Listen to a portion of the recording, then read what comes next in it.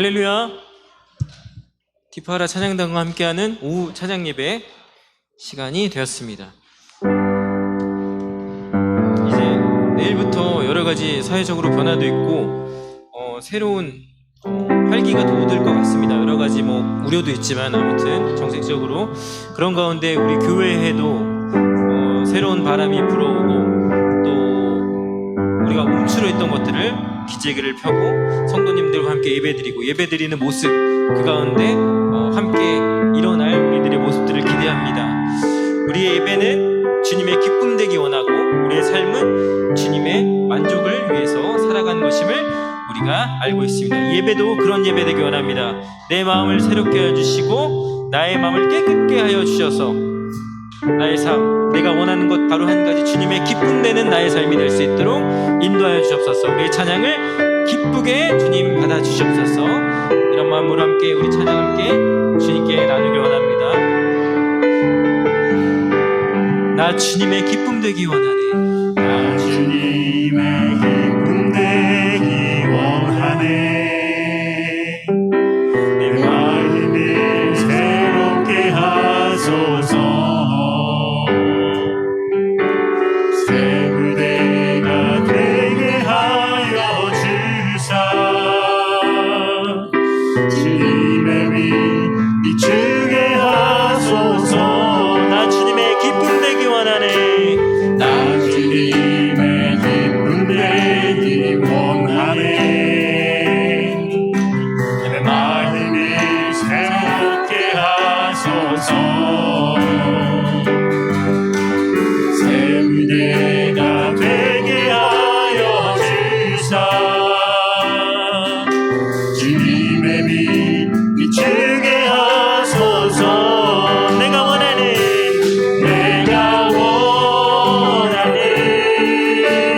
한 가지, 주님의 기쁨이 되는 것.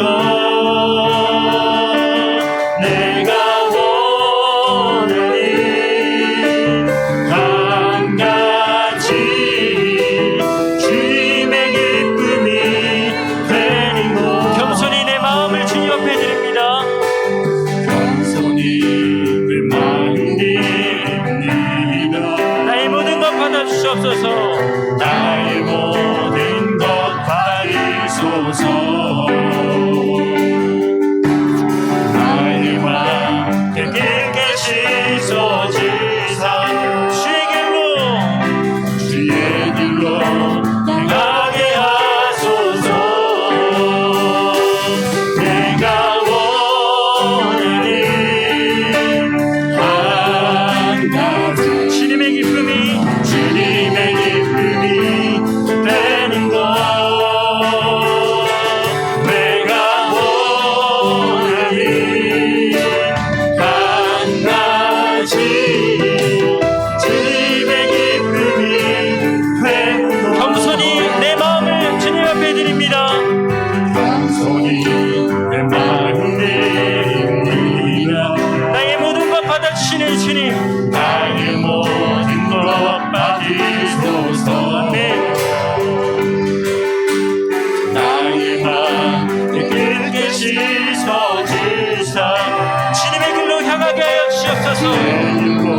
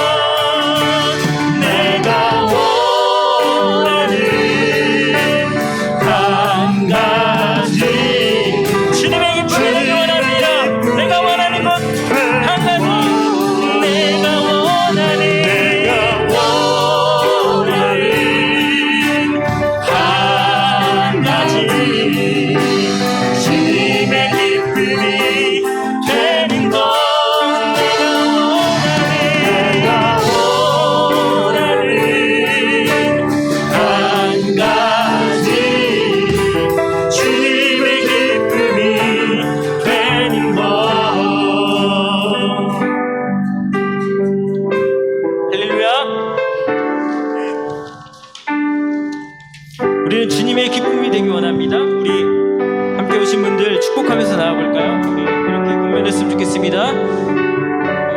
우리는 주님의 백성입니다. 옆에 계신 분들과 함께 얘기해볼까요? 우리는 주의 백성입니다. 우리는 주의 백성입니다. 주님 앞에 속해 있고 주님의 뜻대로 살아가는 우리는 주의 백성입니다. 이 시간 주님의 자비가 이 시간에 내려와서 나를 덮고 이 교회를 덮고 우리 예배를 덮는 풍성한 시간이 되기 원합니다. 주의 자비가 내려와, 주의 자비가 내려와 내려와 주의 자비가 봄비같이 주의 자비가 내려와 나를 덮네 주의 자비가 주의 자비가 내려와 내려와 주의 자비가 봄비같이 주의 자비가 내려와 나를 한 번 더 주의 자비가 이 시간 우리에게 내려와, 주의 자비가 내려와 내려와 주의 자비가 봄비같이 주의 자비가 내려와 나를 덮네 헬로 헤이고 주의 자비하신 것 헤이고 주의 은혜로 헤이고 나는 영원히 집중 한 번 더 주님 앞에 헤이로 헤이고 주의 자비하신 것 헤이고 주의 은혜로 헤이고 나는 영원히 집중 우리 이 시간에 찬양할 때에 헤이요가 나와요. 헤이요 나올 때 우리가 헤이요 할 때 박수 치지 말고 헤이요 할 때 손을 이렇게 흔들어 볼까? 헤이요 할 때 이렇게 흔들어 볼까? 50견도 좋다고 하니까 이렇게 흔들면 어깨가 안 올라가시는 분 힘을 내서 한번 흔들어 연습해 볼까요? 헤이요 둘 셋 넷 헤이요 이렇게 하는 거예요. 자 갑니다. 원, 투, 쓰리, 포.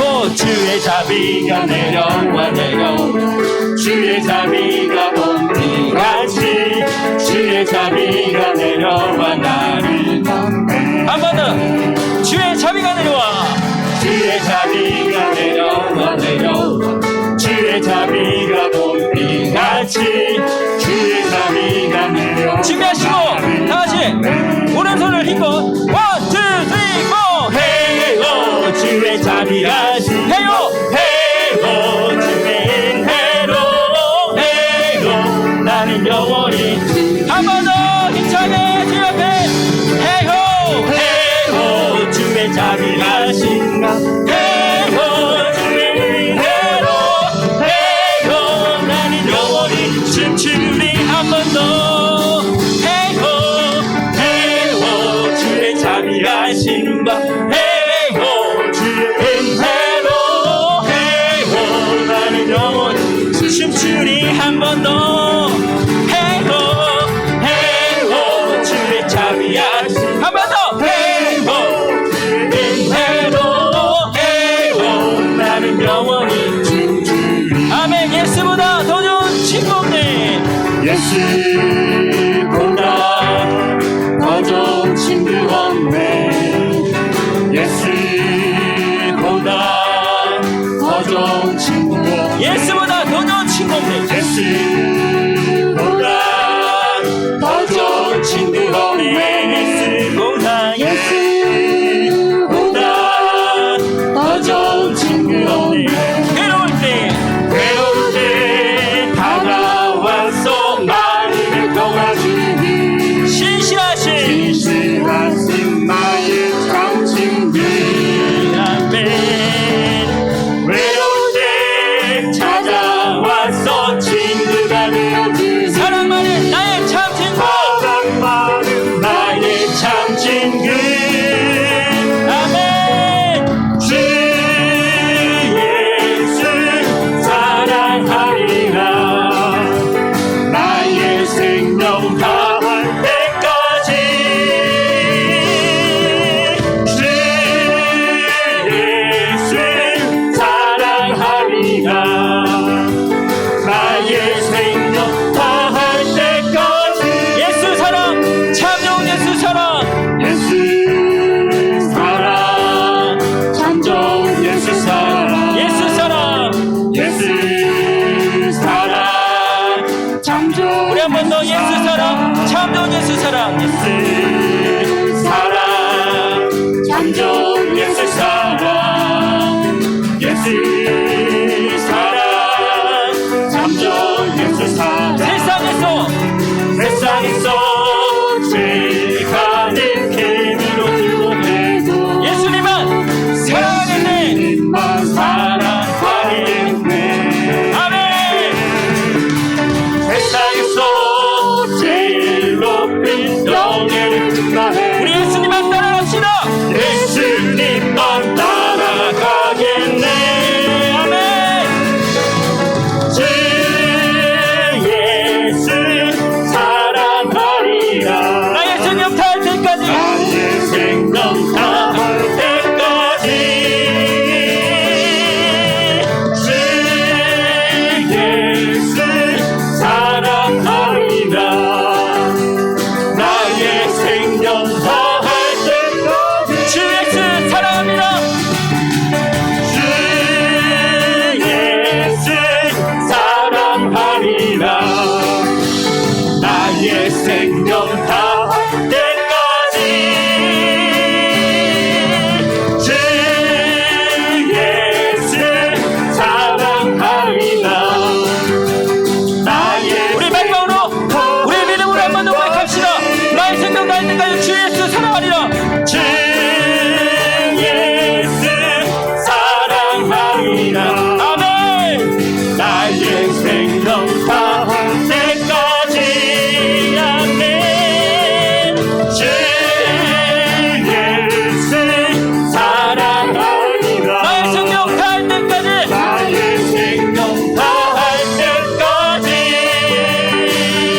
할렐루야. 주님의 영광과 존입니다. 아멘.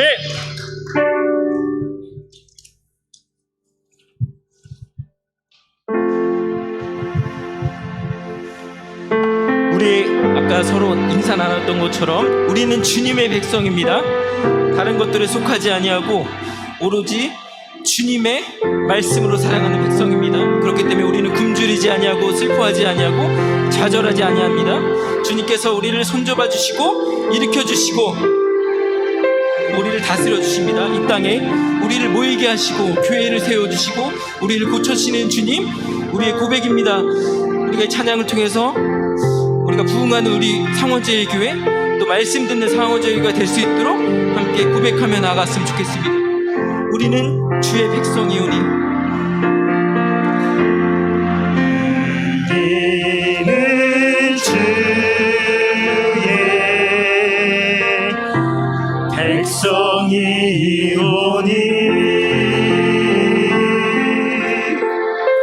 주의 그 큰 이름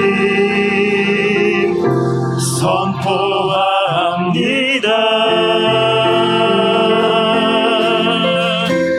이곳 어두운 세상에 빛으로 부르셨네. 주의 얼굴 구할 때 역사하소서. 교회를 세우시는 주님,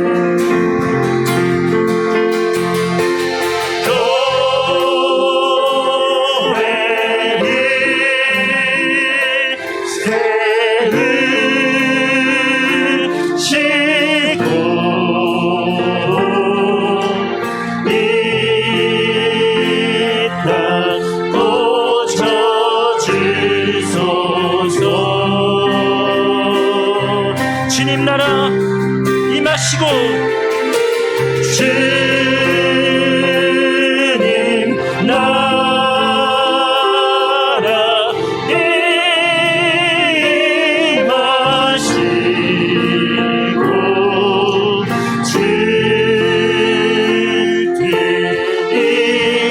임하시고. 처음부터 한 번 더 고백합니다. 우리는 주님의 백성이오니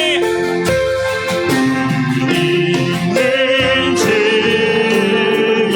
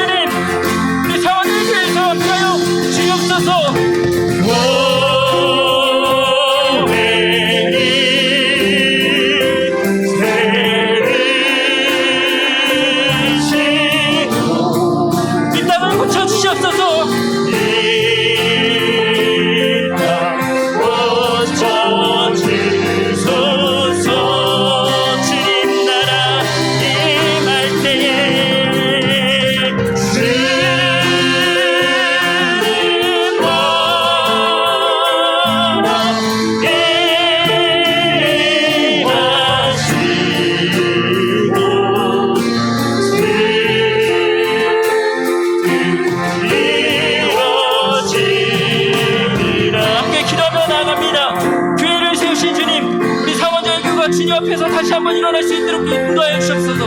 우리를 통해 이 지역이 변화될 수 있도록 인도하여 주옵소서. 우리가 먼저 깨일 수 있도록 인도하여 주옵소서. 우리의 말씀을 기대하는 마음으로 함께 기도하며 나아갑니다. 주여, 주의 되신 주님, 우리는 주의 백성이오니 주님 앞에 기도하며 나아갑니다. 나에게 말씀하여 주시고 내가 먼저 깨어서 주님 앞에 기도할 때에 내가 변화되고 교회가 변화되고 이 지역이 변화될 수 있는 역사가 있을 수 있도록 인도하여 주옵소서. 하나님 앞에 나아가오니 우리에게 함께하여 주옵시고 나에게 말씀하여 주옵소서.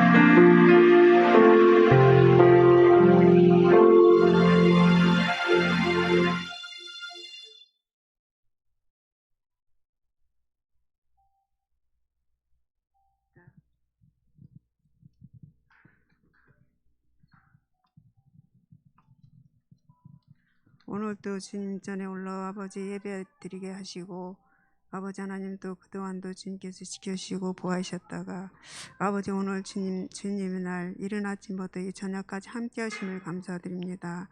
아멘. 코로나로 인하여 우리가 아버지 하나님 너무나 많이 오랫동안 아버지 잠겨있던 우리의 아버지 믿음이 이제 아버지 풀리는 가운데 있사오니 하나님 우리가 그동안에 깊은 잠에서 아버지 깨어나지 못했던 것들을 이제는 아버지 벗어나게 하시고 아버지, 빨리 회복하여서 예전과 같이 기도할 수 있도록 도와주시고 찬양 부를 수 있도록 도와주시기만 간절히 구합나이다. 아멘. 아버지 코로나가 무엇인데 주님 보이지도 않은 것이 우리를 아버지 꼭 잡아매어 습습니다. 주님 이제 마스크도 풀고 아버지 주님 앞에 찬양 열심히 불러드릴 수 있도록 마음껏 부를 수 있도록 주님 도와주시옵소서. 아멘. 아버지 하나님 이 저녁에 또 아버지 찬양으로 우리들을 마음을 아버지 부응하게 하시니 감사드립니다. 아버지 하나님 우리 아버지 하나님 우리 상원질계 아버지 주님이 함께 하셔서 지금까지도 지켜줬사오니 우리 아버지 하나님 상원질계가 부흥발전하게 하시고 우리 아버지 교회 모든 부서들과 아버지 하나님 모든 아버지 부서들이 아버지 하나님 부흥하게 하시고 아버지 그동안에 쉬었던 것들을 주님 이제 다시 회복할 수 있도록 인도하시기를 간절히 구합나이다. 아멘. 이제 성가대가 아버지 이제 아버지 또 발전 부흥하려고 합니다. 하나님께서 우리 아버지 성가대 주님이 함께 하시고 지휘자와 아버지 반주자 대장님 또 대원들 모두 함께 하셔서 우리가 온전히 주님께 맡기고 아버지 찬양 부를 수 있도록 도와주시옵소서.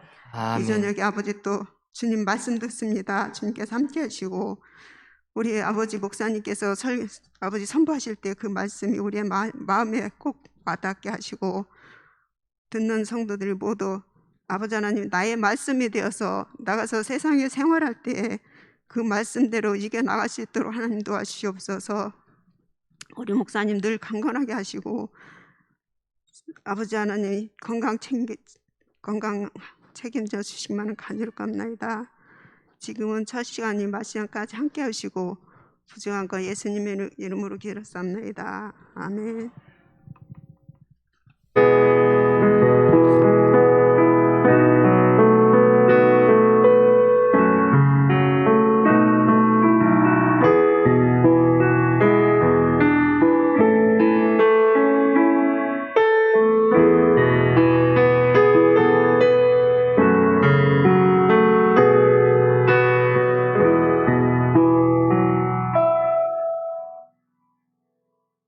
하나님 말씀 보도록 합니다. 마태복음 4장 12절에서 17절 말씀까지를 보도록 합니다.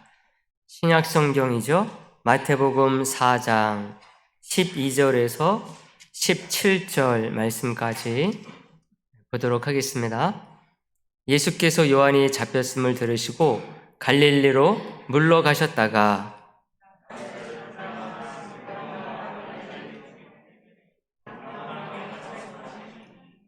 이는 선지자 이사야를 통하여 하신 말씀을 이루려 하심이라 일러스되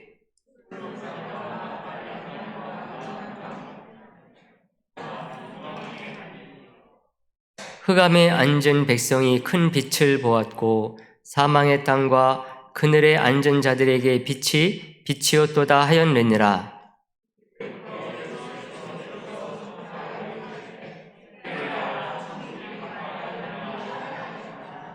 아멘. 네, 이 시간 TC 우리 리더로 섬기시는 우리 장로님 나오셔서 특성 해주시겠습니다. 나오실 때 크게 박수 한번 해주세요.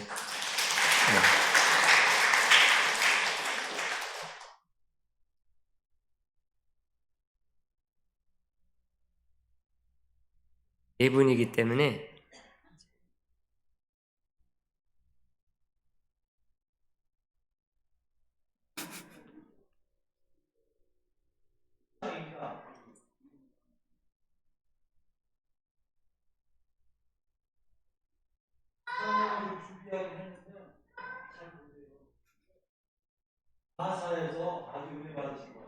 아멘.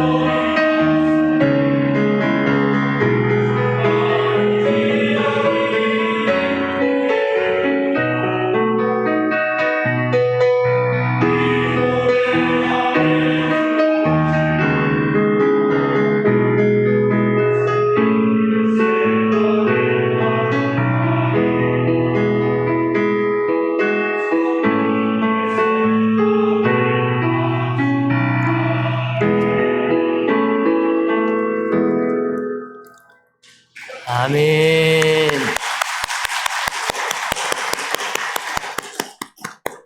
네, 언제 이렇게 또 준비를 또 많이 하셨는지 모르겠습니다. 네, 감사를 드립니다. 다음 주일에는 우리 DC 리더들 이렇게 준비를 하셔가지고 특송을 해주시면은 감사하겠습니다.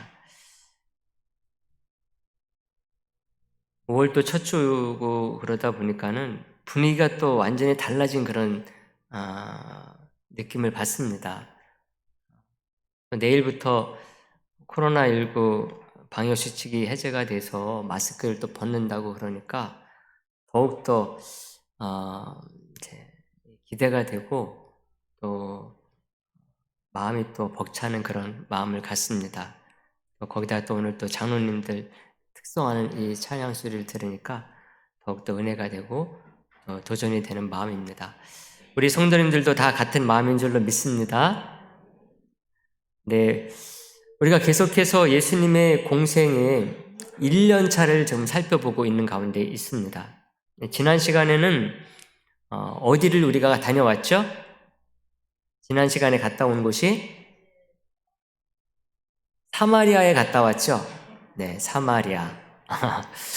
네, 앞에서 여러 가지 좀 우리가 지난 동안 것들 살펴보다 보니까는 그것도 우리들이 지난번에 봤죠. 지난주에 중점적으로 봤던 것은 사마리아였습니다.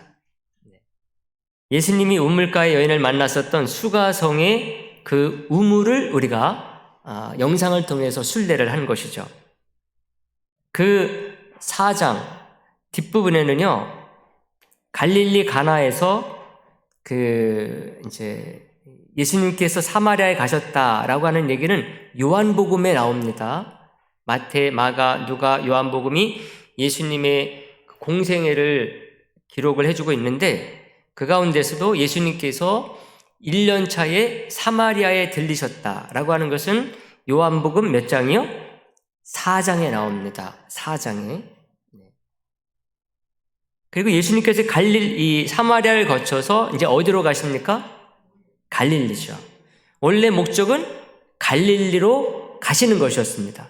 거기 가서 이제 1년차, 2년차 되기까지 갈릴리에서 주로 사역을 하십니다. 근데 가시기 위해서 다른 당시 유대인들처럼 베레아길, 즉 요단강 계곡을 통해서 갈릴리로 가지 아니하시고 어디로 들려서 가시겠다? 사마리아를 통해서 가셔야 되겠다. 그래서 이제 사마리아를 가셨는데 그 사마리아 얘기를 지난 시간에 우리들이 본 것입니다. 그래서 이 요한복음 4장 앞부분에 사마리아를 가신 얘기가 나오고 뒷부분에는 갈릴리 가나에 가서 왕의 신하의 아들을 치료하는 사건이 또 나와요. 그건 우리가 보진 않았어요. 근데 이거 언제 봤는가 하면은 예수님께서 처음 가나에 가서 혼인잔치에 물을 가지고 뭐를 만드십니까? 포도주를 만드시는 그때 영상을 보면서 잠깐 그 얘기도 봤었어요. 가나에서 또 다른 기적사건이 나오는데 왕의 신하의 아들을 치료하는 기적사건이 또 하나 있다 하면서 그 혼인잔치 내용을 살펴보면서 가나에 대해서 우리 영상을 통해서 순례를 한 적이 있었습니다. 그래서 요한복음에 보면은 이게 예수님의 1년차 공생의 사역의 전부입니다. 그러니까 요한복음에 보게 되면은 예수님께서 1년차 동안에 하신 일, 요게 다인 것처럼 보이는 거예요. 요한복음만 본다고 한다면은. 근데 공간복음서를 이제 보게 되면은 이때에 예수님께서 갈릴리에 이제 가셔가지고 하신 사역들이 많다는 것을 알게 됩니다. 요한복음은 4장과 5장 사이가 1년과 2년 사이예요. 5장에서부터는 2년 차가 들어갑니다. 그래서 그 요한복음 4장 앞부분에는 사마리아 가신 얘기, 사마리아를 거쳐서 그 가나에 가서 왕의 신하의 아들을 고친 얘기가 요한복음 4장에 나오는 것으로 끝입니다. 그러면서 2년 차로 넘어가요. 그래서 요한복음만 본다고 한다면 예수님께서 1년차 동안에 별로 하신 일이 없네? 이렇게 생각할 수가 있는데 공간복음서, 마태, 마가, 누가복음까지 보게 되면은 예수님께서 1년차 동안에 사마리아에 가시고 왕의 신하의 아들을 가나에서 고친 일 외에 많은 일을 하셨구나 하는 것을 알게 됩니다. 우리가 지난번에 예수님이 성장하신 곳에 대해서 살펴보면서 나사렛을 순례한 적이 있었죠? 예수님께서 나사렛에서 자라셨다 그랬는데 그 나사렛은 갈릴리에 속합니다. 그리고 이제 나사렛도 이 신약 성경 복음서 기자들은 본 동네다 이렇게 표현을 합니다. 예수님께서 자라신 고향과 같은 곳이기 때문에 본 동네라는 표현을 쓰는데 또 한 군데에 본 동네라고 표현하는 곳이 하나 있는데 그게 바로 가버나움입니다. 이곳이 예수님의 선교 본부가 있었던 곳으로 추정을 하고 있는 것입니다. 예수님께서 갈릴리 지역에 가시게 되면 이제 사역을 하루 이틀 하신 게 아니거든요. 아주 오래도록 3년 정도 공생에 하시는 가운데 거의 반 정도를 갈릴리에서 활동을 하십니다. 그렇기 때문에 거기에 그냥 뭐 아무데나 가서 막 이제 계시고 그러지 아니하고 아마 그 어느 한 곳을 그 본부 사무실처럼 정해놓고 사역을 하신 것이 아닌가. 그래서 이 가버나움을 이 복음서 기자들은 나사렛과 함께 본 동네다 이렇게 표현을 하는 거죠. 예수님께서는 이 나사렛과 가버나움을 이제 많이 오가셨던 것 같아요. 복음서를 보게 되면은 많이 오가신 얘기가 나오지는 않아요. 그냥 몇 차례 오가신 것으로 생각이 되는데 나사렛이 예수님의 그 고향과 같은 곳이고 그리고 또 이제 선교의 본부 지역이 가버나움이기 때문에 이곳을 여러 번 오가시지 않았을까 그렇게 우리가 추정을 하는 거죠.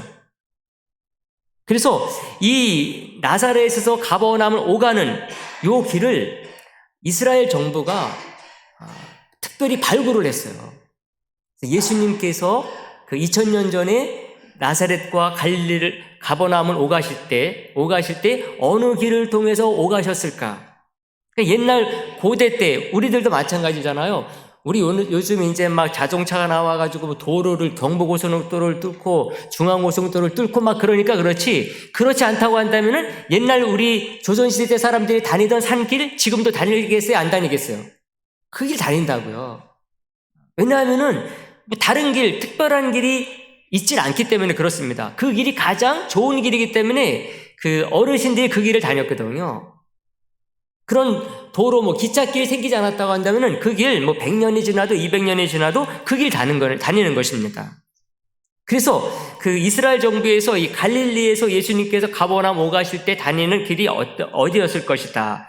요것을 발굴을 해가지고 그 순례자들이 그 길을 실제로 걸어서 다녀볼 수 있도록 순례를 할 수 있도록 그 길을 만들어 놨어요.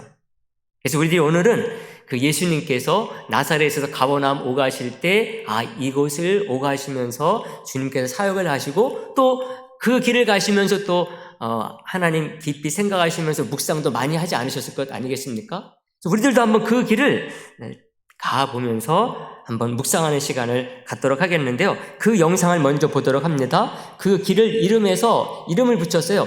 가스펠 트레일이다 이렇게 이름을 붙였습니다. 그래서 그 복음 전하러 다니시던 길이다 그래가지고 가스펠 그 트레일이라고 하는 그런 이름을 붙여가지고 그 길을 이제 발굴을 해서 좀 표시를 해놨습니다. 뭐 그 영상 우리 한번 보도록 하겠습니다. 네.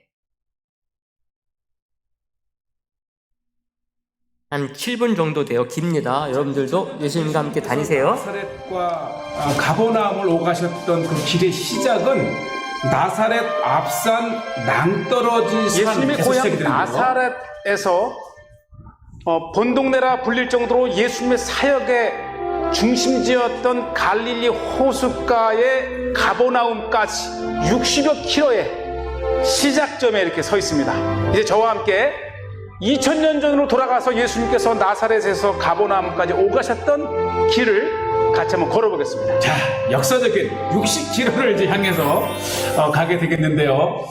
이 나사렛 이 북쪽으로 긴 언덕길을 올라서야 그렇죠. 이제 가나로 가는 길을 보시게 되는데 그게 바로 예수님께서 이 나사렛을 떠나 가버나움으로 가실 때 이 가나를 거쳐 가버나움으로 가실 때 이렇게 계속된 언덕길을 올라서야만이 가는 거예요. 이 방면이 우리가 온 이 언덕 너머에 나사렛이 있고요. 계속해서 앞 방향으로 가는데 이제 나사렛에서 가나까지 가려면 큰 언덕을 2개를 올라갔다가 내려와야 되고, 이게 또 이제 무화과. 근데 여름에는 이제 맛있게 익겠지만 지금 이제 이렇게 무화과도 익어가는 시기고요. 나사렛을 떠나서 가나를 가는 중간에 네. 20분 후면은 가드 헤벨 요나 선지자의 고향이죠. 바로 요나 선지자의 고향 바로 앞에 이렇게 박농쿨이 하나. 얼마나 반가웠는지요. 이것이 가나의 오늘날의 모습이죠. 지금 제가 걸어가는 이 길이 아주 전통적인 가나 길입니다. 아마 예수님이 이 가나를 지나서 갈릴리로 가실 때 이렇게 이 길을 아마 타고 가셨을 거예요. 네, 맞아요.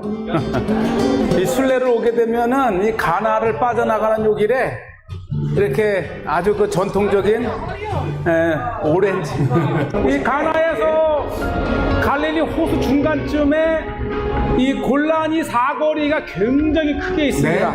바로 이 사거리를 지나서 이제 좀 더 가까이 갈릴리로 갑니다. 네. 이 표시가 지서스 트레일, 예수님의 길의 표시입니다. 그 곳곳에 일정한 간격으로 나무라든지 또 바위에 이렇게 표시를 해 놓아서 이 표시를 따라가면 내가 이 나사렛에서 가버나움까지 예수님의 길을 제대로 가고 있구나를 확인할 수 있죠. 네.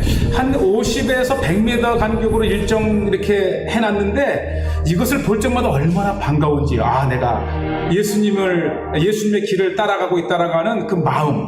특히 이 길이 이제 거칠긴 하지만 그래도 잘 닦여 있어서 예수님도 2000년 전에 이렇게 걸으셨겠구나 하는 마음을 가지면 몸도 마음도 그 영적으로 굉장히 풍요로운 걷는 길이 아닐까 생각이 됩니다. 예수님의 길 이 자체는 갈릴리 주변의 이 환경이 굉장히 황무해요. 자, 이제 히트네플에 올라왔는데 이거 보십시오. 저도 감탄을 했어요. 히트네플에 정상으로 올라가는 요 모퉁이에 지금 이곳이 해발 366m 이곳에 오니까 정말 이 갈릴리 호수가 훤히 내려다 보이는 정말 최고의 전망대입니다. 예. 아르벨산까지 올라가서 그곳에서 이제 아르벨산을 내려가서 가보나움까지 가게 됩니다. 이미 히트네플을 내려오고 나서 이 동쪽을 보면요. 저 보시죠. 히트네 산을 내려오면 벌써 이렇게 아르벨산과 아주 뻥 뚫린 문과 같은 갈릴리 호수가 보이기 시작합니다. 이 건축이 산에 오르는 맛은 바로 이 풍경입니다. 갈릴리 호수가 북쪽 부분 보이죠? 탁 트인 갈릴리 지역을 볼 수가 있고요. 지금 제가 서 있는 곳이 해발 204m, 갈릴리 호수가 마이너스 200, 갈릴리 호수로부터 400m 우뚝 솟은 이 절벽이가 바로 아르벨산입니다. 그래서 산을 오르는 것 같아요. 이 탁 트인 이제 밑에는 이제 아르벨 마을이 있고 바로 이렇게 이제 호숫가에 붙어 있는 마을이 막달라 마을이 있고 원래 나사렛에서 이 갈릴리의 가버나움까지 오갔던 길은 바로 이 아르벨산 두 산 사이 골짜기가 바로 지서스 트레일, 예수님이 걸으셨을 길이 바로 이 골짜기입니다. 이 골짜기를 통해서 손쉽게 내려보면 막달라가 나오고 이제 막달라에서 오른쪽으로 가면 바베레라고 하는 티베리아. 저는 이제 저녁을 맞이해서 다시 한번 이곳에서 이제 숙박을 하러 다시 이제 머물렀다가 계속해서 길을 걷게 되는데 요게 티베리아, 바베레라고 하지요. 이렇게 이 갈릴리 호수 서쪽에 이렇게 유대인들의 아주 그 역사적인 도시 바베레가 있고요. 보시죠. 자연적으로 도착하는 막달라 마을이고요. 이 막달라가 2000년 전에 이제 강한 홍수로 매몰이 되었다가 근래에 이제 발굴이 되면서 정말 2000년 전에 그들의 모습을 발굴을 통해서 마을의 모습을 볼 수 있는 곳입니다. 특히 이제 이스라엘 정부에서는 이곳을 대대적인 관광센터로 만들기 위해서 지금 보시는 대로 거대한 숙소도 만들고 또 예배처도 만들면서 이제 관광객을 유치하려고 하고 있고요. 자, 요곳이 이 현재는 타부가 즉 7개의 샘이 있는 곳에 두 교회가 있는데 하나는 오병이어 기념교회 그리고 바로 붙어서 베드로 수익권교회 언덕 위에 이렇게 팔복교회가 있습니다. 이 마태복음 5장에 보면 심령이 가난한 자는 복이 있나냐 하면서 8가지의 복을 선포한, 그래서 이 교회의 모양이 이렇게 팔각형을 이루고 있고 또 언덕 위에 위치해 있어서 아마 이 성지에서 가장 아름다운 교회 중에 하나를 꼽으라면 바로 이 팔복교회를 꼽습니다. 이제 가버나움까지 다 왔습니다. 마지막 이 베드로 수익권 교회에서 가버나움까지는 한번 걸어갈 만합니다. 흠뻑 젖어서 그런지 몰라도 네. 정말 갈릴리 호수가 시원하고 너무 아름다워요. 네, 뭐 우리가 다 걸을 수는 없지만 이렇게 한 2km 남짓 되는 거리를 걸어서 마침내 가버나움에 이렇게 도착을 했고요. 이 가버나움은 우리가 성지순례를 가도 반드시 들르는 교회 중에 하나죠. 이렇게 해서 가버나움에 도착했습니다. 네, 여기까지 봤습니다. 예수님께서 이제 갈릴리에 오셔가지고 갈릴리 사역을 하실 때에 고향 마을이라고 할 수 있는 나사렛에서 가버나움 오가셨던 그 길을 이렇게 가스펠 트레일 혹은 또 지저스 트레일이라고 하는 이름으로 발굴이 된 그것을 우리가 살펴봤습니다. 한번 지도를 한번 오늘 먼저 보도록 할까요? 이제 지도 보시면은 오늘 우리들이 갈 곳은 북쪽 지역입니다. 북쪽에 갈릴리 호수가 있죠.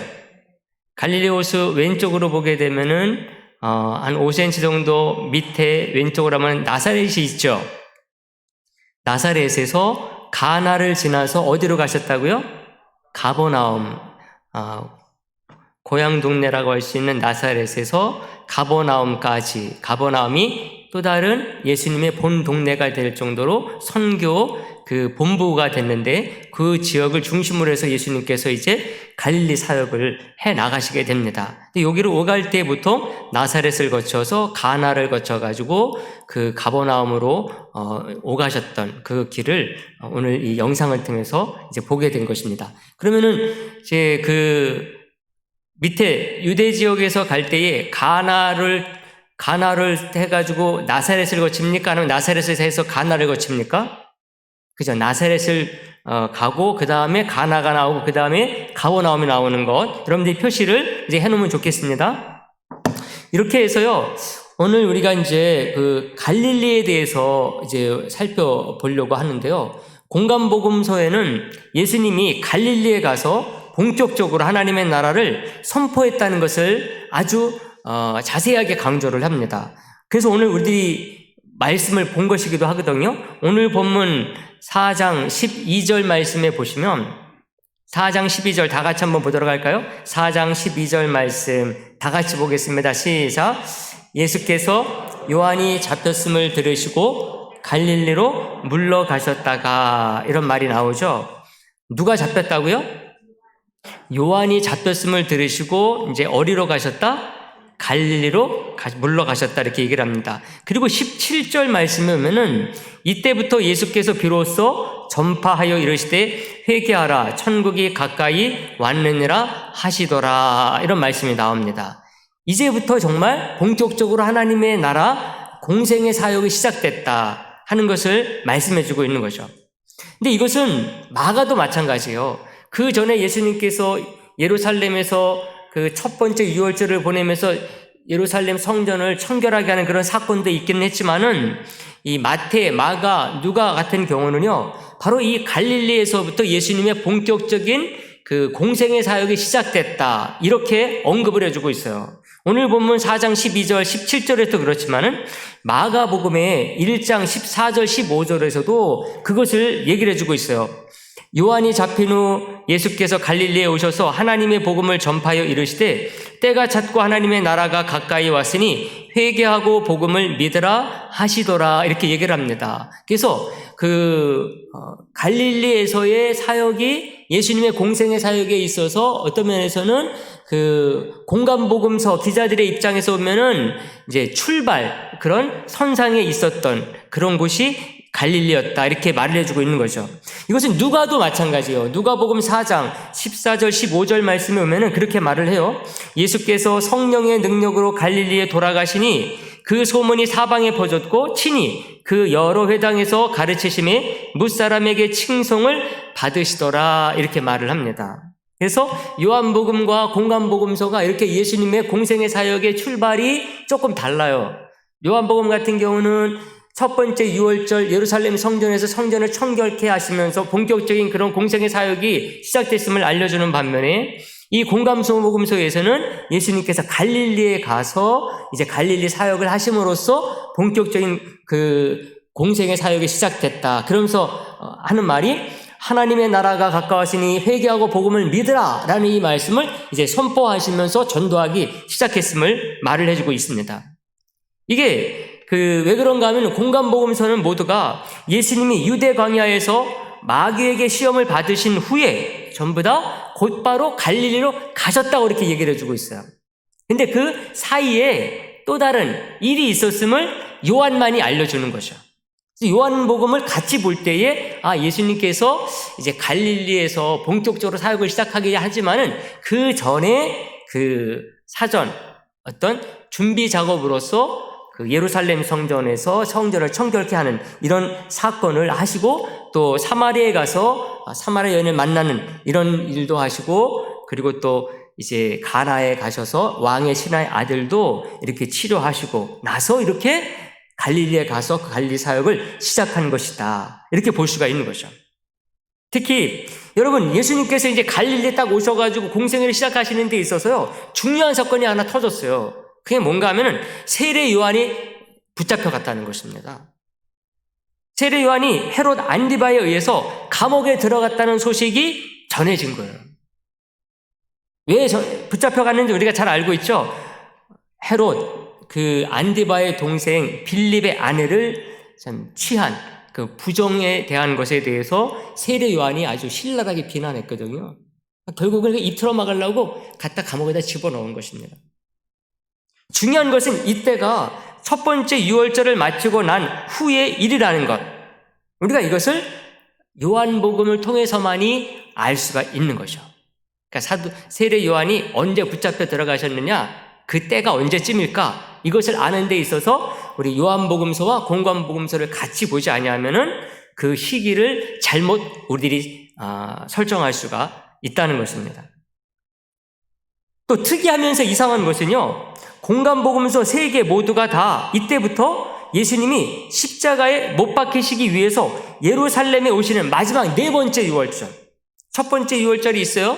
그리고 4번째 유월절까지 그 일들이 한 해에 일어난 일들처럼 쓰고 있다는 것입니다.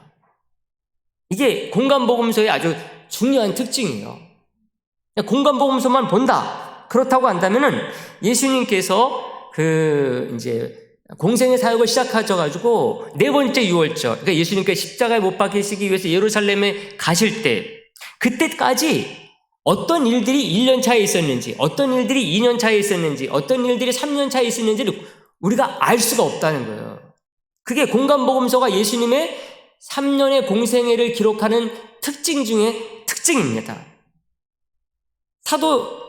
사도 요한만이 1년차, 2년차, 3년차, 4년차를 구분하고 있지, 공관복음서 마태, 마가, 누가는 예수님께서 마지막 4번째 유월절, 이것을 지내고 십자가에 못 박히시기 위해서 예루살렘 성전에 오실 때까지 그 이전의 모든 사역들은 다 예루살렘 이외에 갈릴리 그리고 그 이방 지역에서 한 사역으로 그냥 기록만 하고 있다는 것입니다. 마태복음은 21장에, 마가복음은 11장, 누가복음은 19장에부터 이제 종려주일, 예수님이 입성하시기까지 그 시기를 구분하지 않고 쓰고 있다는 거예요. 중간에 예루살렘에 가셨다는 그런 얘기가 없어요. 그냥 갈릴리와 이방 지역에서 기적을 베풀고 하나님의 나라 복음을 전한 얘기들로만 딱 채우고 있어요. 이것을 보면은요, 요한복음을 기록한 사도 요한과 달리 공관복음서 기자들은 그 일이 나병 환자가 들린 사람을 예수님께서 치료하셨다, 중풍병자를 예수님께서 치료하셨다, 나사로를 살리셨다, 이런 일들이 그 공생에 몇 년 차에 있었던 일인가, 이런 거 상관없이 기록하고 있는 거죠. 공간복음서 기자들은 예수님의 사역을 기록할 때요, 예수님이 십자가에 달려 돌아가시는 마지막 6월절, 그때 있었던 일 외에는 모두가 다 한 해에 일어난 것처럼 기록을 하고 있어요. 그런 게 아닌데도. 그러니까 우리들이 이것을 잘 보면서 생각을 하면서 이 복음서를 읽어야지만이 이것들을 구분할 수가 있게 되는 거죠. 그러므로 마태, 마가, 누가 같은 경우는 예수님의 공생의 사역을 연차별로 나누어서 보여주기보다는 크게 둘로 나눠서 보여주는 거예요. 마지막 6월절 십자가 사건 외에 하나님의 나라 복음을 전하는 가운데 일어났었던 일들, 그렇게 딱 구분해서 간단히 보여주길 원하는 거죠. 그럼에도 불구하고 우리가 예수님의 사역을 연차별로 구분하면서 공부하고 우리가 추적하려고 하는 이유는 뭔가 하면은 마태, 마가, 누가가 기록한 그 복음서의 내용들을 연차별로 억지로 나누어서 꿰어 맞추려 그러는 게 아니에요.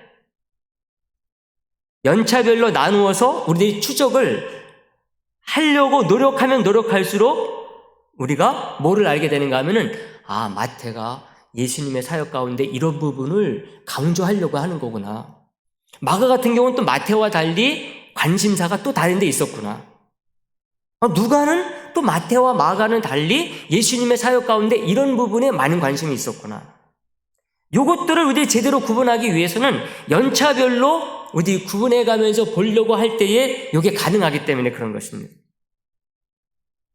사도 요한이 네 번째 유월절을 표시하는 것은요, 유월절 어린 양으로 오신 예수님의 그 모습을 잘 보여주려고 하는 것이라고 할 수가 있어요. 예수님이 유월절 어린 양으로 오시잖아요. 첫 번째 유월절, 두 번째 유월절, 세 번째 유월절, 유월절마다 그 중심으로 해가지고 사도 요한은 기록을 하거든요.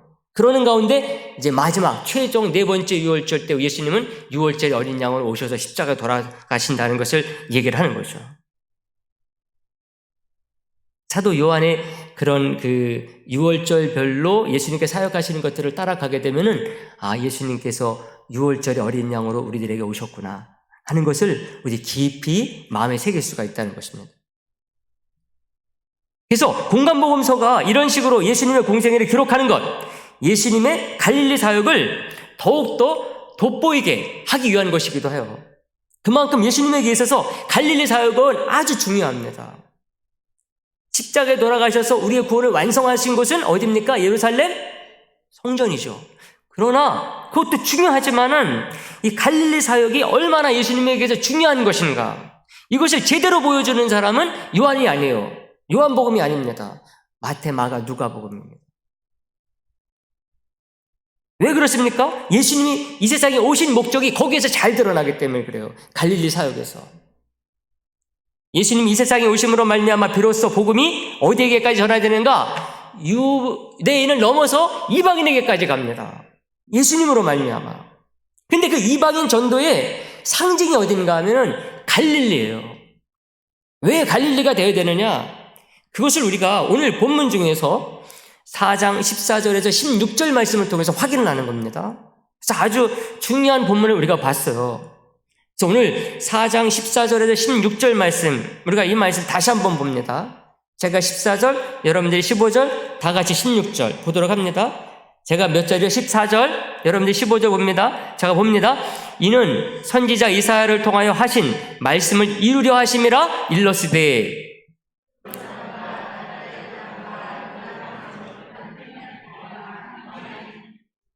다 같이요. 흑암에 앉은 백성이 큰 빛을 보았고 사망의 땅과 그늘에 앉은 자들에게 빛이 비치었도다 하였느니라. 아멘. 여러분, 이 말씀을 보면은요, 갈릴리 지역은 이미 구약 이사야 시대 때부터 이방 지역, 이방인의 땅이라고 불려왔다는 것을 알게 돼요. 갈릴리는 분명히 어느 나라 땅입니까? 이스라엘 안에 있는 땅이에요. 근데 구약 시대 이사야 때부터 이미 그 지역이 이방 지역, 이방인의 땅이라고 불려왔다는 거예요. 그래서 그 14절에서부터 16절까지 이사야 선지자의 글을 인용하고 있는 거예요.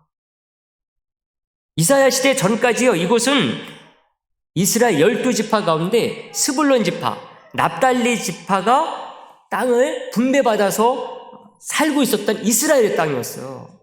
그런데 이제는 이곳이 이방화되었다는 거예요. 너무나 안타까운 거죠. 이곳이 갈릴리라고 불리게 된 것도 그 이후부터예요. 왜 갈릴리가 갈릴리가 됐을까? 그 이전까지 이곳은요, 긴네렛이라고 불렸어요.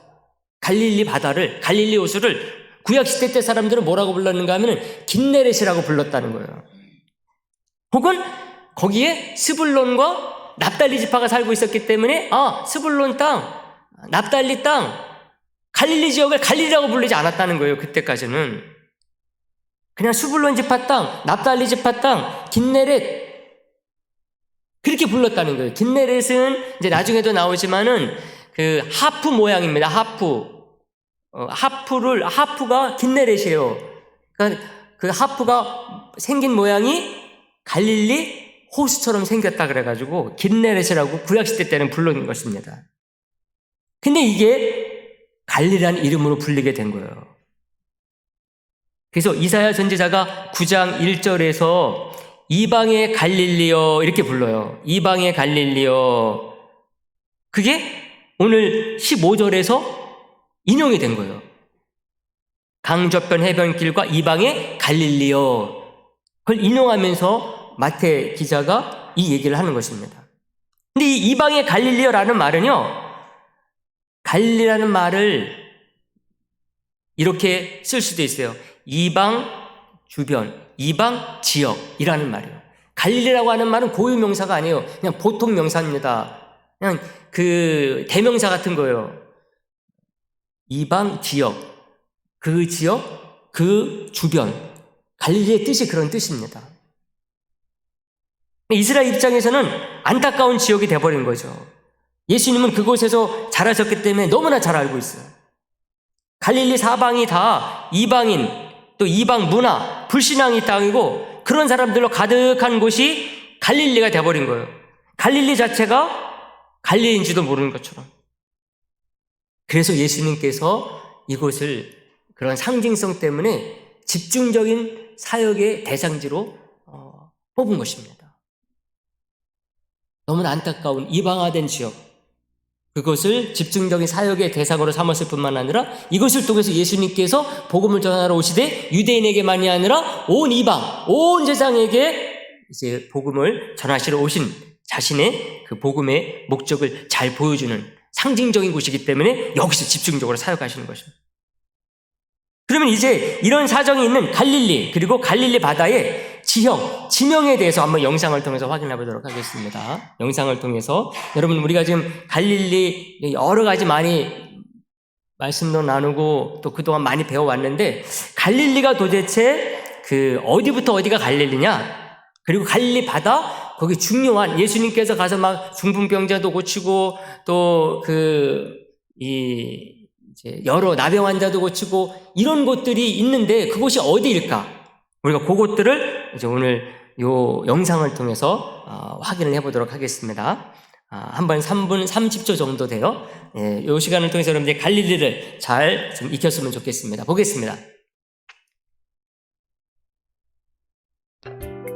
갈릴리는 이스라엘의 북쪽에 있는 지역입니다. 우선 헬몬산, 메롬산, 갈멜산, 다볼산, 그리고 갈릴리 호수의 위치를 확인합니다. 갈릴리는 갈릴리 호수와 그 왼편에 사각형 지역을 두고 갈릴리라고 합니다. 갈릴리 지역은 상부 갈릴리와 하부 갈릴리로 나눌 수 있습니다. 상부 갈릴리는 해발 600m 이상이 많고 하부 갈릴리는 해발 300에서 600m가 많습니다. 상부 하부 갈릴리는 각각 동서로도 나눌 수 있습니다. 동서로 나눠지는 기준은 토양의 종류입니다. 동쪽은 현무암 토양이 많고 서쪽은 석회암 토양이 많습니다. 갈릴리 호수의 크기는 세로 21km, 가로 12km, 둘레 54km입니다. 갈릴리 지역에 있다고 하여 갈릴리 호수라고 하며 가장 큰 도시 티베리아스가 해변에 있어서 티베리아 호수라고도 합니다. 악기에 하프를 닮았다고 하여 겟네렛 혹은 게네사렛 호수라고도 합니다. 대표적인 도시로는 상부 갈릴리에서는 하솔, 하부 갈릴리에서는 나사렛, 지포리, 가나, 갈릴리 호수에서는 가버나움, 티베리아스 등이 있습니다. 나사렛은 나무 가지라는 뜻입니다. 나사렛은 예수 탄생에 대한 수태고지가 마리아에게 있었던 곳이며 예수님이 자라신 곳입니다. 지포리는 새라는 뜻입니다. 헤롯 안티파스 통치 때 티베리아가 수도로 되기 전까지는 지포리가 이 지역의 수도로서 행정 중심 역할을 했었습니다. 가나는 갈대라는 뜻입니다. 가나는 예수님께서 물을 포도주로 변화시킨 곳입니다. 가버나움은 나훔의 마을 혹은 위로의 마을이라는 뜻입니다. 티베리아스는 로마 황제 티베리우스에게 헌정했다고 하여 이름이 티베리아스입니다. 티베리아스는 헤롯 안티파스 통치 때에 갈릴리 지역의 수도로 건설되었습니다. 티베리아스 북쪽으로 아르벨산과 막달라 도시가 있습니다. 갈릴리 지역에 정착한 지파는 납달리 지파, 스불론 지파가 있습니다. 그 외에 므낫세 지파는 갈릴리 호수 동쪽편에서 갓 지파는 갈릴리 호수 남쪽편 일부를 만납니다. 예수 그리스도의 공생의 사역의 첫 활동 무대는 갈릴리 지역이었습니다. 네, 잘 보셨죠? 이 갈릴리 지역에 대해서 우리가 잠깐 이렇게 봤는데, 여러분들이 이것이 이제 짧아서 별것 아니고 생각할 수가 있지만은, 이거 하나하나를 여러분들이 잘 알아야지만이 성경을 볼 때 성경에서 그 말씀들을 제대로 이해할 수가 있습니다. 여호수아가 가나안 땅 정복할 때에 북쪽 지역을 제대로 정복을 하지 못하고 대강 정복을 하거든요. 그 이유 중에 하나가 갈릴리 상부 지역이 높은 산악지대였기 때문에 그렇습니다. 이런 것들을 우리들이 알게 되면 여호수아가 그때 북쪽까지 완전하게 정복하지 못한 이유가 어디에 있는지 이렇게 알 수가 있는 거죠. 그리고 갈릴리 안에는 이제 티베리아스라고 있다 그랬죠. 우리 갈릴리 호수의 또 다른 이름이 디베랴 바다, 디베랴 호수입니다. 왜 그런가 하면은 거기에 디베랴라고 하는 마을이 있어요. 그리고 그곳이 예수님 당시에 갈릴리의 수도 역할을 했습니다. 그리고 그 이전에 나사렛에서 가까운 찌포리, 또 세포리스라고도 하는데 거기가 그 이전에 수도 역할을 했어요. 이게 왜 중요한가 하면은 나사렛에서 거기가 가까워요. 그래서 예수님께서 이제 목수 일하고 그럴 때에 동네에 일이 없으면은 아마 세포리스, 찌포리까지 가서 그 일들을 하면서 가족들 먹여 살렸을 것이다. 이런 것들을 우리가 생각하기 때문에 이제 이런 것들을 우리가 생각할 수가 있습니다. 그리고 이제 디베랴 위에 막달라가 있고 막달라 위에 긴네렛, 게네사렛이라는 그런 동네가 또 있어요. 그래서 갈릴리 호수를 또 긴네렛 호수 혹은 게네사렛이라고도 부르는 이유가 거기에 있습니다. 그리고 이제 그 위로 조금 올라가게 되면은 이제 가버나움이 나오게 되는 거죠. 예수님께서는 이렇게 이제 가버나움에 주로 본부를 두고 사역을 하세요. 사마리아를 거쳐서 나사렛, 가나를 통하는 가스펠, 즉 지저스 트레이를 지나서 가버나움으로 예수님께서 이제 오신 것입니다. 이때 나사렛을 지나면서 지난번 봤던 것처럼요, 회당에 가셨다가 쫓겨나고 절벽에서 떨침을 당할 뻔한 이런 일들을 겪기도 하는 거예요. 네, 지난번에 우리가 살펴봤었죠. 나사렛 예수님께서 이제 자라신 곳이다 하면서 영상을 통해서 봤었는데, 그때 잠깐 봤던 게 뭔가 하면은 예수님께서 회당에 가셨다가 그 절벽에 거기서 자기 동네에서 같이 자란 사람이 갑자기 선생이라 합시고 나타나니까는 나사렛 사람들이 예수님을 받아들이지 못하고 절벽에 가서 떨어져 죽이려고 했었던 그 절벽을 우리 지난번에 본 적이 있습니다. 바로 이제 그때가, 그 시기가 바로 지금입니다. 1년차 지나가지고 나사렛 들렸을 때 그런 일을 당하게 되신 것이죠. 이 사건에 대해서요, 마태, 마가, 누가복음이 소개하고 있는데 그 내용이 좀 달라요.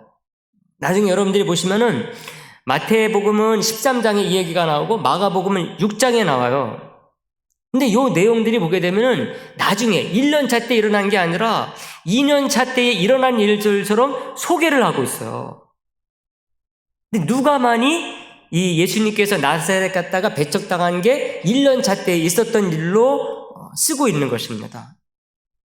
그래서 어떤 사람들은 예수님께서 나사렛 갔다가 배척을 받은 일이 한 번이 아니라 2번 있었다고 이렇게 보시는 분들도 있어요. 이때 예수님이 2번째로 가나에 들리셔서 왕의 신하의 아들을 고쳤고, 그게 2번째 기적이라고 했기 때문에 우리가 함부로 이 나사렛 배척 사건을 한 번 있었다고 보면은 문제가 생길 수도 있어. 그래서 마태, 마가는요, 나사렛 배척 얘기를 하면서 그때의 그곳에서 몇 번이긴 하지만은 예수님이 병자들을 고치는 기적을 행하셨다, 이런 얘기를 해요. 마태, 마가가 전하고 있는 나사렛 배척 사건이 1년 차에 있었다. 그렇다고 한다면은 가나에서 왕의 신하의 아들을 고친 사건이 2번째 기적이 될 수가 없거든요. 만약 그렇게 보려고 하면은 이 2번째라는 말을 가나에서만 베푸신 기적이 2개다, 이렇게 봐야 되는데, 그러면 이게 문맥이 좀 이상해져요. 우리가 이런 것들을 생각하면서 말씀을 보게 되면은 우리가 하나님의 말씀 하나하나를 깊이 봐야지만이 된다. 그래서 이런 거 무시하고 다 막 사람들이 보다 보니까는 엉뚱한 것을 그 설교 시간에 막 설교하고 또 그것을 또 전하면 또 은혜 받고 그럴 때가 많이 있어요. 이렇게 우리 이것을 잘 비교하면서 봐야지만이 참된 뜻을 알 수가 있고, 정말 우리 주님께서 공생의 사역을 정확히 어떻게, 무엇을 위해서 어떤 메시지를 전하셨는가 하는 것을 구분할 수가 있기 때문에 중요해요. 근데 이렇게 해서 예수님께서 가버나움에 가십니다. 이제 가버나움 가셔가지고 예수님께서 많은 기적들을 행하세요. 근데 가버나움에는 베드로의 집이 있었어요. 집. 당시 어부 제자들을 예수님께서 이제 1년차 때 가가지고 다시 제자로 부르세요. 베드로, 안드레 이런 사람들은 이미 예수님께서 세례 받으시고 난 뒤에 요단강 지역에서 제자로 부르신 적이 있었거든요. 근데 1년차 때 다시 이 사람들이 어부로 돌아가 버려 있는 거예요. 그래서 그들을 이제는 정말 풀타임 제자로 부르시는 일을 하십니다. 그리고 거기에서 귀신도 내쫓으시고, 또 베드로 장모의 열병도 치료하시고, 나병도 치료하시고, 중풍병자도 치료하시고, 세리 마태도 제자로 딱 부르세요. 요 가버나움이 세리 마태가 일하고 있었던 세관이 있었던 곳이기 때문에 그래요. 바로 이런 일들이 가버나움에서 예수님께서 거의 1년여 동안 하신 일들입니다. 그래서 이번에는 갈릴리 주변의 이제 주요 마을들을 우리가 좀 확인을 하면서 가버나움을 우리가 영상을 통해서 보도록 하겠습니다. 가버나움이 아주 중요한 곳이에요. 그래서 그 지역에 있는 베드로의 집터라고 하는 것은 정말 거기가 맞다. 이제 2000년이 지났기 때문에 혹시 다른 데 짚어가지고 있는 것 아니냐. 근데 베드로의 집터라고 하는 것은 베드로가 순교할 때부터 그 지역에 예수 믿는 사람들이 그것을 기념해가지고 거기를 교회 삼아서 계속적으로 신앙생활을 해왔던 그런 흔적들이 있다는 거예요. 그래서 지금 보는 가버나움의 베드로 집은 정말 베드로 집이 맞을 것이다. 그런 마음을 가지고 우리 본다고 한다면은 더 은혜가 되는, 그리고 그 옆에 바로 회당도 자리 잡고 있습니다. 그래서 그것을 우리가 이제 영상 마지막으로 보도록 하겠는데요. 이제 5분 정도 걸립니다. 가버나움 우리가 보도록 합니다, 이제. 네. 가버나움 있습니다. 네, 가버나움이 있었군요. 그렇군요. 그러니까 특별히 드론 촬영을 통해서 이제는 네. 시원스럽게 볼 수 있어서 얼마나 시청자 여러분들의 관심을 하늘에서 쫙 예. 내려다보면서 전체 모습을 볼 수 있어서 좋은 것 같습니다. 자, 이제 이렇게 가버나움을 들어가면 이렇게 입구를 들어가는데요. 네. 이제 이게 카톨릭이죠. 그래서 이제 프란치스카의 이렇게 상도 있고, 또 특별히 가버나움은 굉장히 예수님의 제2의 고향이라 할 정도로 네. 예수님을 떠올릴 수 있는 곳이기 때문에 네. 이곳에 가면 찬양하고 기도하고 네. 정말 순례의 가장 또 하이라이트 중에 하나가 가버나움이에요. 그러니까 이 가버나움이 예수님이 공생의 사역을 시작하셨던 바로 그곳이죠. 그렇죠. 네. 뭐 야이로의 딸을 고치시고 네. 시몬의 장모를 고치시고 뭐 가장 많은 이적을 베푸신 네. 곳이고, 요게 바로 예수님 시대 때의 회당 터입니다. 아, 여기 검은 돌로 되어 있는 있네요. 것이 네. 후에 그 대리석은 이제 증축된 거지만 네. 바로 예수님이 사역을 하셨고 회당에서 말씀을 전하셨던 이 종려 열매도 이렇게 종려나무도 그려놓고 네. 화려하죠. 그러네요. 생각보다 규모도 크고 굉장히 그렇죠. 화려하네요. 네. 그래서 좀 우리가 다른 것이 있다면 이 지역에 아까 돌이 현무암 네. 검은 네, 돌이었는데 검은 돌. 대리석이에요. 네. 이것을 보고 첫째는 이 가버나움이 굉장히 부유했거나 아니면 이게 이제 에베소 쪽에서 돌을 수입을 했다 그래요. 소아시아. 그러니까 먼 곳에서 돌을 수입을 해서 이 회당을 지을 정도로 부자였거나 아니면 정성을 다해서 힘을 바쳐 드렸고 네. 이렇게 이제 가게 되면 이제 다양하게 이곳에 예배를 예, 드리고 있는. 회당 구조를 잘 볼 수 있어요. 뭐 네. 이렇게 예, 문이 예루살렘을 향해 있다든지 3면이 계단으로 돼 있어서 예, 이렇게 예배를 찬양을 할 수 있고 네. 특별히 저 모양은 아주 대표적인 헬라식 오, 문양이죠. 그렇군요. 사실 저것이 이방 요소이지만은 네. 과감하게 이 회당에 화려하게 이렇게 문양을 드렸다는 걸 볼 수 있고요. 보시죠. 이 주변에 현무암, 현무암 가운데 까만 대리석, 돌들. 네. 그다음에 이 헬라의 온갖 좋은 요소들을 정성되게 지었고, 요것이 이제 일반적인 가옥들의 모습이고요. 네. 또 이 가버나움에서 나와 있는 다양한 이 문양들이라든지 네. 이런 걸 통해서 당시에 화려했던 문화, 이건 이제 메노라죠. 네. 전형적인 유대인들의 상징이고, 또 이 회당의 삽가래라든지 이런 문양들을 통해서 굉장히 정성스럽게 네. 또 그때다 요거는 이제 다윗 방패라 해서 2000년 전의 문양이지만 현대 이스라엘에 네. 깊게 저것이 들어가 네, 있죠. 다윗의 별이라고 그렇죠, 저희에게도 예. 친숙한 그다음에 이제 풍요를 상징하는 포도라든지 네. 영화를 상징하는 종려라든지 또 이제 그 당시에 이제 그 많은 그 발견된 글귀를 통해서 2000년 전 예수님 당시에 등장하는 인물들이 이름이 적힌 이런 문양이라든지 글귀라든지 또 역시 이제 회당하면 역시 매너라죠. 그렇죠. 우리가 이제 네. 그 성막에 요것이 법궤입니다. 네. 그래서 법궤는 없어지고 없었지만 네. 2000년 전에는 저렇게 바퀴를 만들고 네. 아주 귀하게 이렇게 만들었다가 하는 걸 보면 살아있는 공부예요. 그렇죠. 저걸 네. 눈으로 직접 보면서 배우는 거잖아요. 그렇죠. 네. 바로 요것이 이제 베드로의 집터라고 하는데 굉장히 규모가 큰데 그러게요. 이 베드로 하면은 이 수제자이면서 아마 베드로의 집에서부터 가정 교회가 시작이 되었지 않았는가. 요것이 팔각형이고요. 네. 또 특별히 가장 재미있는 것은 이 건물을 밑에서 보면 네. 8군 이 팔각형의 각 그 기둥 이외에는 네. 밑이 떠 있어요. 그래요? 이게 뭐냐면 배.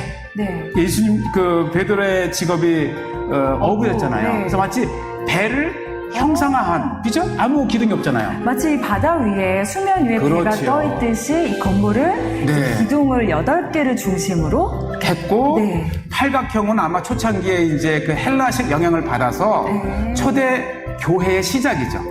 그렇군요. 네. 약간 아주 흥미있는. 네, 종합운동장 같은 그런 모습이기도 맞아요. 하고요. 네. 자, 요거는 베드로의 형상인데 사실 일대 교황이 베드로를 보지 그렇죠. 않습니까? 네. 베드로 하면 천국의 열쇠. 네. 또 그의 직업은 어부였기 때문에 이제 물고기.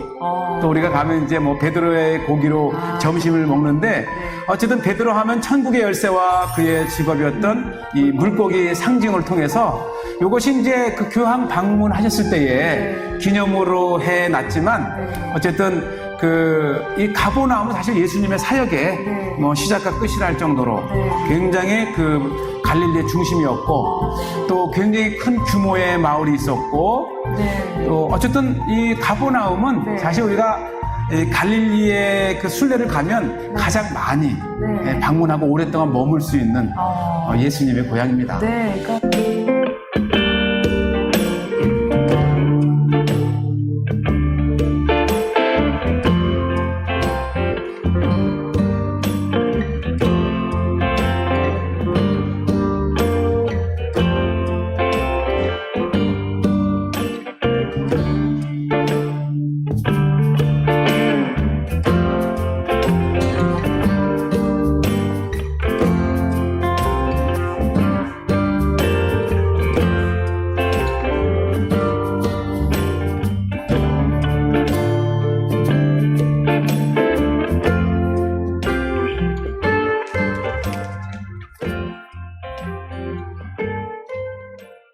네, 잘 보셨죠?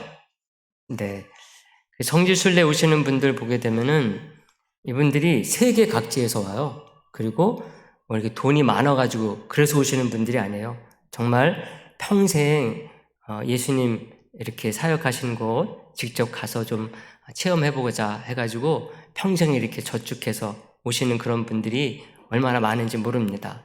그리고 이렇게 좀 여러분들이 공부하고 가게 되면은요, 가는 곳마다 진짜 울면서 다닐 수밖에 없어요. 그 주님께서 참 우리를 위해서 이렇게 이 땅에 오셔가지고 사역을 하셨구나. 모르면은 그냥 막 아무것도 모르고 지나가는데, 좀 알고 가게 되면은 가는 곳마다 눈물이 나올 수밖에 없습니다. 그래서 여러분들이 오늘 가버나움 봤는데 좀 자세히 좀 설명해야 될 부분들이 있긴 있는데 다음에 또 설명을 하도록 하겠습니다. 바라기는 오늘 말씀을 통해서 이방화된 갈릴리에 우리 주님께서 도전하시고 복음의 세계화를 위해서 변방까지 마다하지 아니하고 가신 우리 예수님, 우리가 꼭 기억을 해서 우리도 그 뜻을 이어받기를 다시 한번 다짐하는 시간이 되기를 간절히 바라겠습니다. 기도합니다. 하나님 아버지 감사를 드립니다.